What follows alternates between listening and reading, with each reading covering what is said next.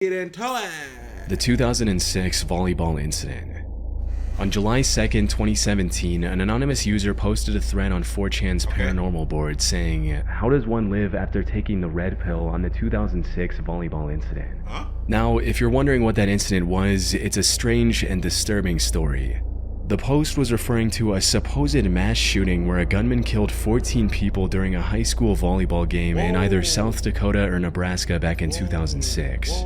But here's where things get strange. If you search for any information about it online, you'll find nothing. No news articles, no official casualty reports, nothing. So they say, so there's people that's like, it can't have happened. Yeah. Because there's nothing about it. Yeah. Because trust me, if that happened, there'd be plenty about it. That would definitely be, especially in 2006. Us conspiracy theory websites and the occasional Reddit post asking if it even happened. It's like the whole event either never existed or was somehow erased from history. But despite the silence online, there are many people who claim they remember hearing about it. Some even say they were at Mount Rushmore around that time and heard a report about it on the radio. For a long time, the only evidence of the incident on the internet was this still frame from a home video that was supposedly taken just before the incident with the date September 27, 2006 embedded on it.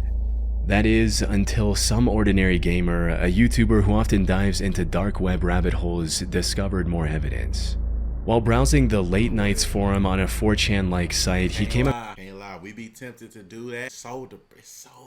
It's so depressing. Like, I would much rather stay on the conspiracy side of things, where it's like, the earth is flat. The chicken was hypnotizing people. Or even like with the ghost stuff, right? Yeah, the ghost stuff is like, it's like, scary, but it's also like, it's ghost. Yeah. But there's people that be like you have like them creepy thumbnails and be like, the I can't explain it, but it's like, it seemed like too depressingly creepy. Yeah. Where it's just like straight murder, straight like, across the gruesome pictures of a bloody school gym that were allegedly taken soon after the shooting had already happened. So right here, let's go down a little bit over here. They've got 2006 volley. Oh my god. Oh, I would not want to. Oh, we're gonna have to blur this one. Jesus Christ, that's actually like death footage. I think I remember this. I was searching around for some sort of proof of this happening, and apparently it's a snippet from a home video. Oh my god. We have to blur that out. I gotta make sure we note that, blur it real quick. Let me add that to the notes here. Jesus. It's like an actual straight up bloody massacre. It's like VHS recorded. This has to be from like a movie. There's no way. This has to be from like some movie.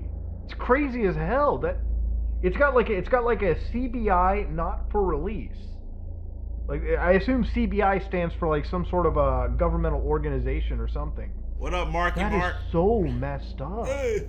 I feel like I should have. That's the type of stuff where it feels illegal to be seeing. Yeah. Like I seen like the cartel-esque videos that be randomly on Instagram. I was scrolling Instagram. It was like goon bait, funny meme. Scrolled up one time, door opens, dude sitting on the bed within 2 feet of the camera. Boom! Just do. I'm like, yo! Yeah. That's the kind of bruh. Known this or something. That's kind of stuff we should be seeing. I don't even know if that's like a conspiracy. How is that a conspiracy? It's actually like death foot, unless it's from like some movie or something that we don't know about. Jesus Christ, that is actually the most. He can't killing take his thing eyes I've off seen. of it. We're like 5 minutes into this recording, and already it's just like death footage has hit the building.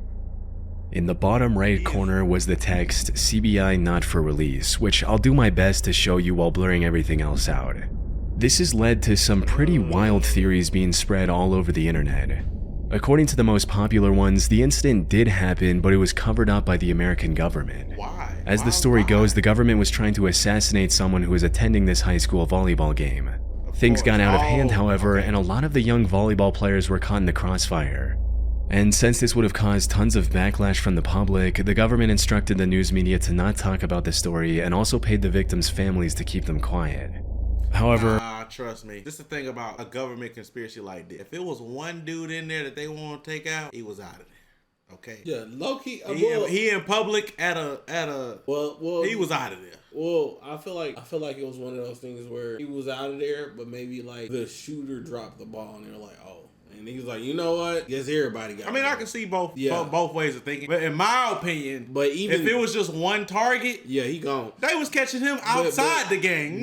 But even further past that, bro, it's like parents aren't gonna shut up. Yeah, true. Yeah, like parents. If you take somebody's child out, they're not. Yeah, they're not. Oh, I want justice for that. You're not paying that off. Yeah, bro, you're not. You got school representatives, parents, and other family members, plus team people. Yeah. It would be people on the team. There's no way the whole team got, Yeah, it wouldn't be no hush hush. Not from all of them. While the U.S. government is no stranger to covering up the truth, I have to admit, and then it would be so much medical response. Like it would be so much response. Mm-hmm.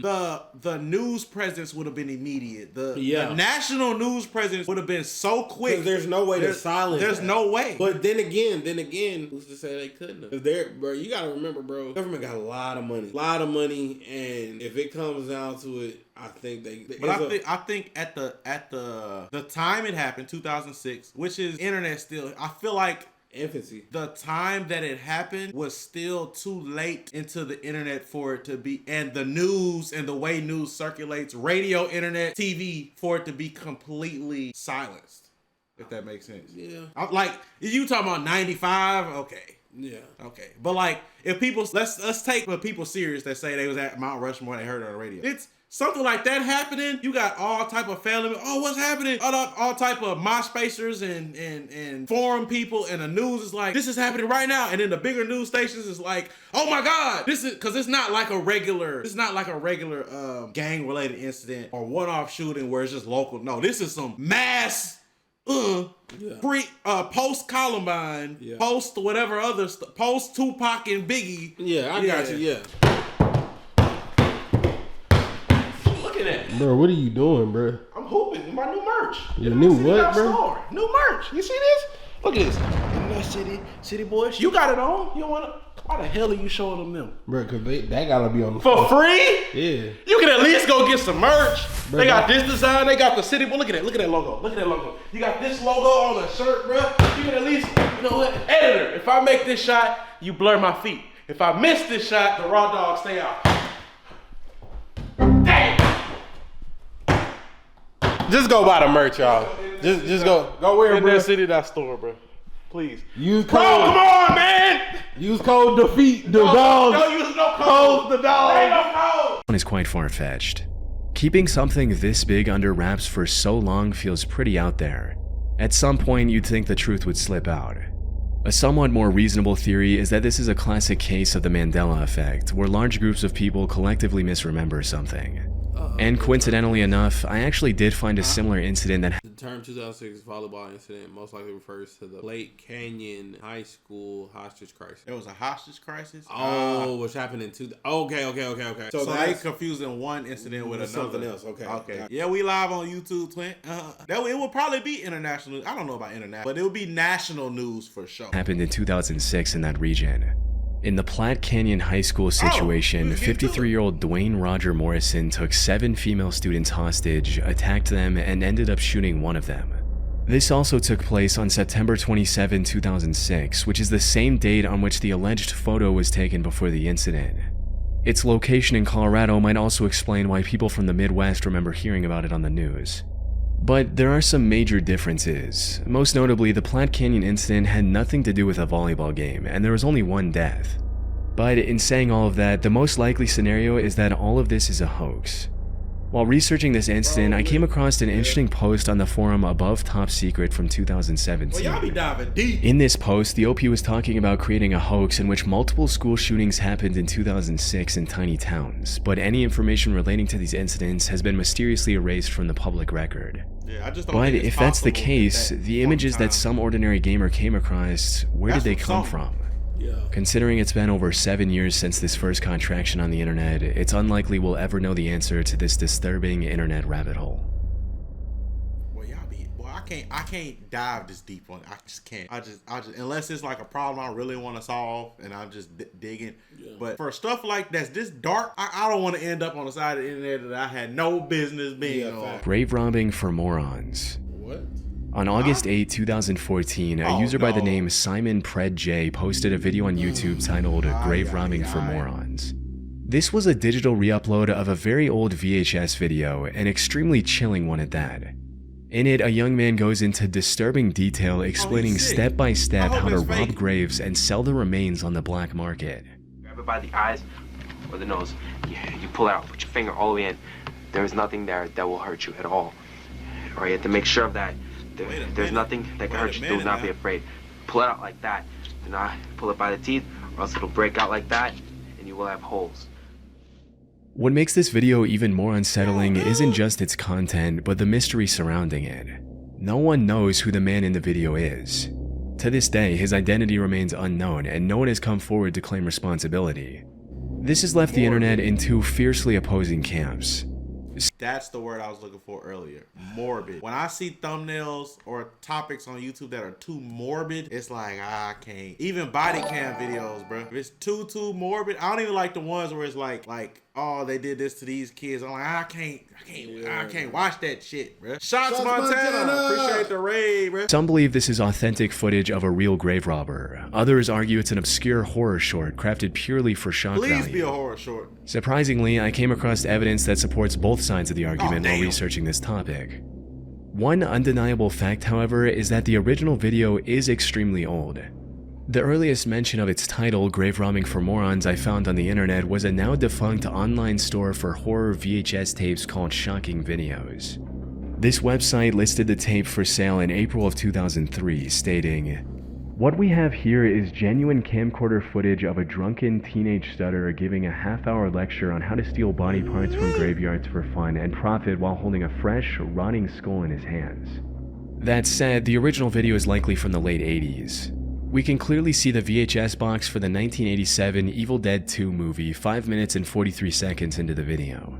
And to narrow it down even more, there's an issue of Horror FX magazine visible in the bottom left corner at the same time. This specific cover was a part of a unique Fangoria horror magazine edition released in July 1989, which means the video was probably shot around that year. The horror memorabilia scattered throughout the footage implies that whoever created this video might have been a die-hard horror fan just trying to make something creepy for the thrill of it.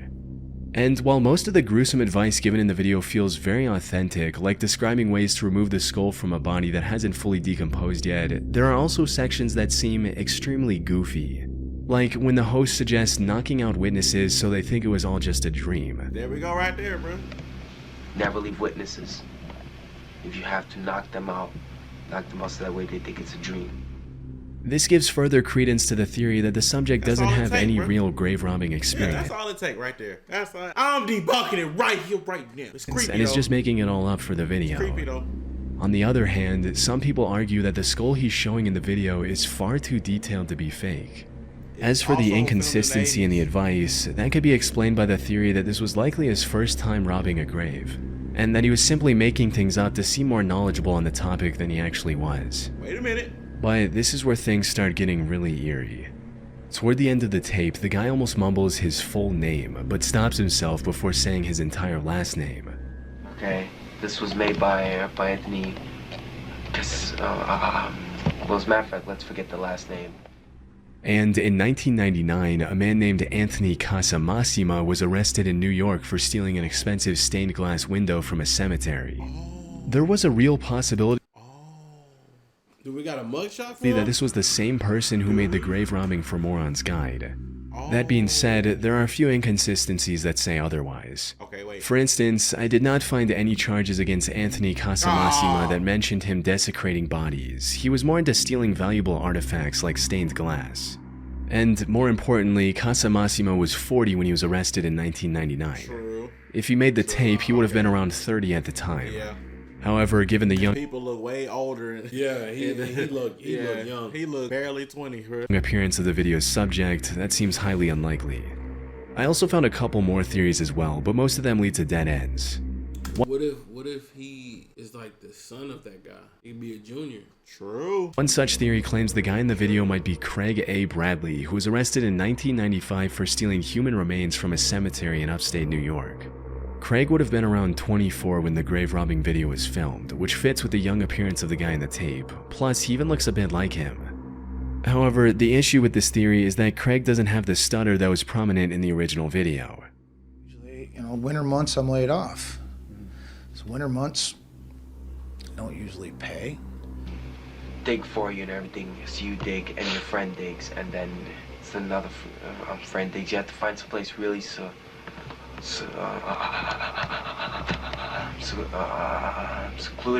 So that way. What? Why you pause? Why you pause? Pause. Why are you laughing? I'm not laughing. I I didn't laugh. I didn't even smile, bro. You're not shit. You're not shit.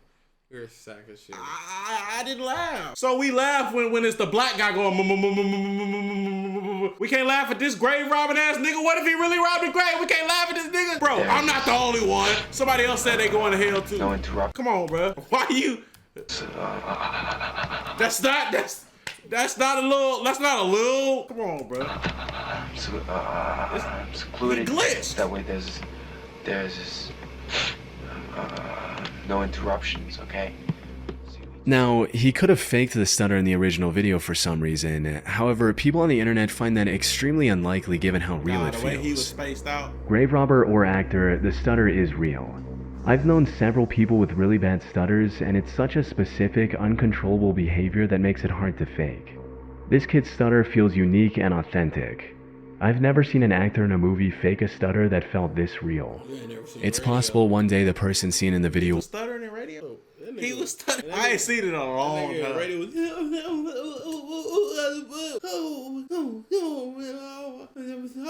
gonna rewatch it, bro. I almost rewatched it last week. That nigga went full. will come forward with the truth. But for now, we have no idea who the person is or whether or not this extremely realistic looking grave robbing video is real. It was realistic. I felt like he's just a horror Strange sounds in the sky. fan though. Over the past 50 plus years, there have been numerous reports of people hearing mysterious sounds coming from the sky. In some cases, the mysterious noise resembles the sound of screeching metal, like someone dragging heavy metal furniture across the floor. Or a mysterious explosion in Houston. However, the most commonly reported noise is a low-frequency hum that persists in the area. That could just be the inside of a building, bro. Yeah. How we know that's outside? Or that's an AC unit. Those who can hear these sounds describe them as omnipresent and extremely annoying. And according to the BBC, the humming noise has been linked to at least one person ending their own life in the UK. Whoa. However, while there are likely many legit reports of people hearing a mysterious humming, which we'll get to in a bit, many of the claims are either fake or can be explained quite easily. For instance, the metallic screeching noise could simply be from a nearby railroad with a long freight train rounding a corner and causing vibrations. True. Some of these trains are incredibly lengthy and can take several minutes to pass. Similarly, in an BBC, the company, not BBC. which sounds like an extremely loud trumpet.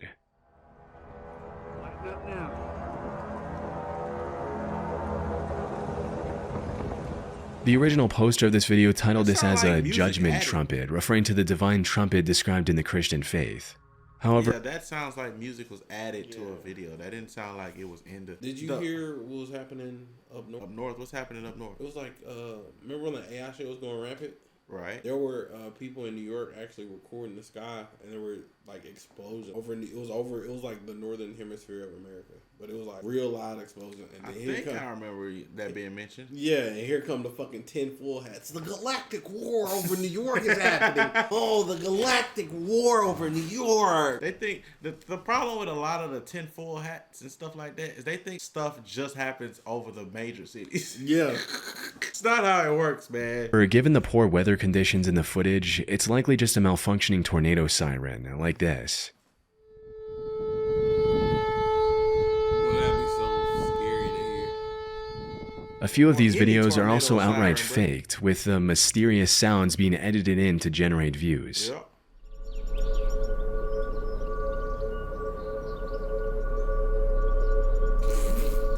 They got Granny acting.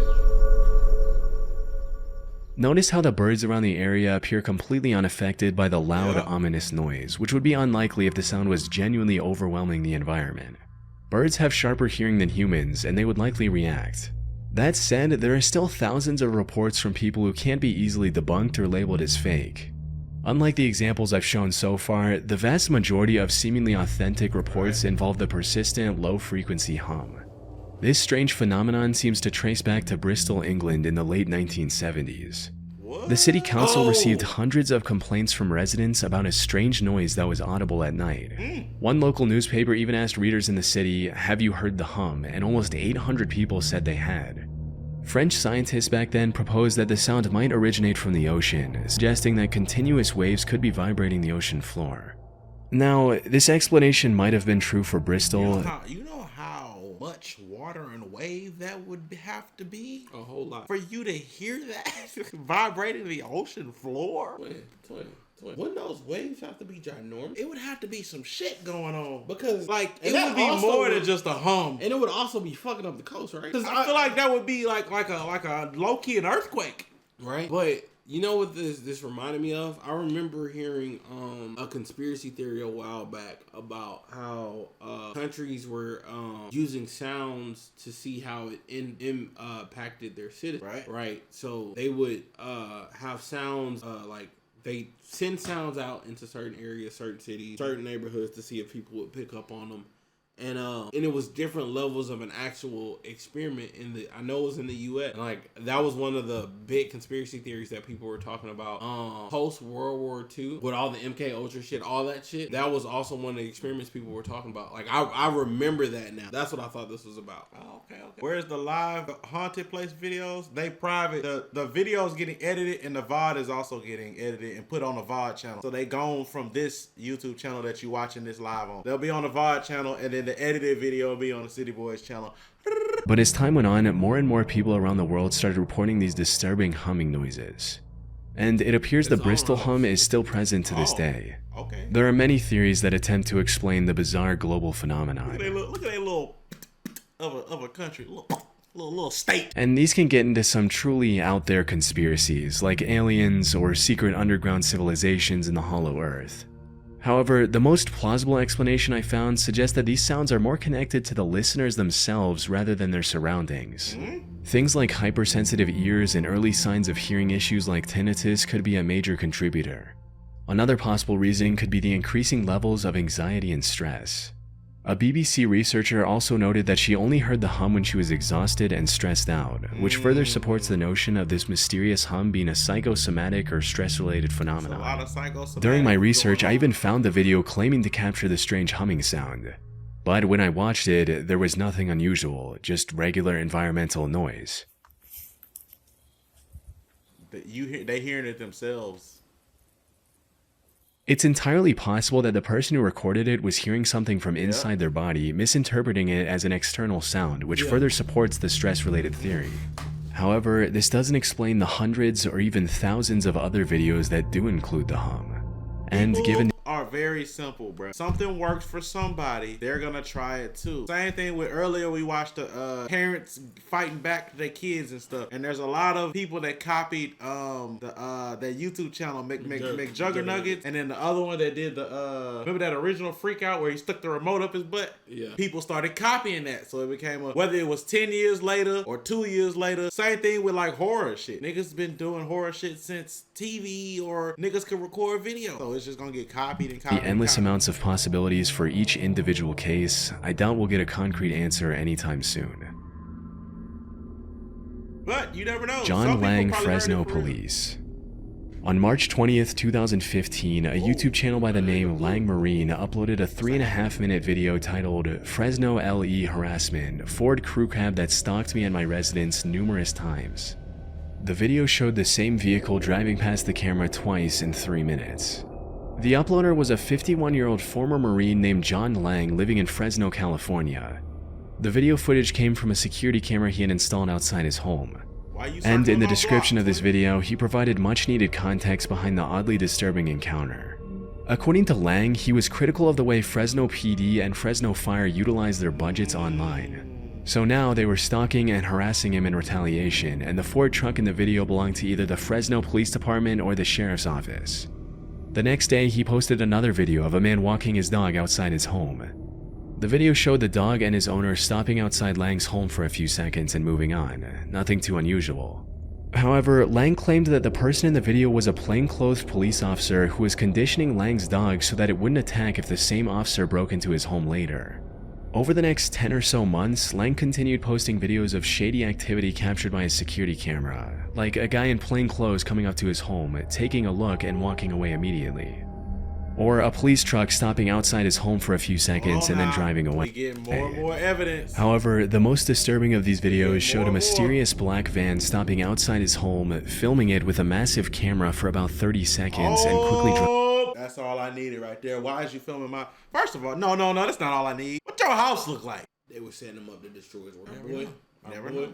Because first of all, nigga, that's a camera. That's a camera rig. That's a DJI Ronin, the original. Like, not the little one we got now. No, the original one we used to have. You gotta remember that bitch was not cheap. Not at all, bro. Either this house is really cool or special or historic, and he's just not mentioning that, or you know what I'm saying. This 2015.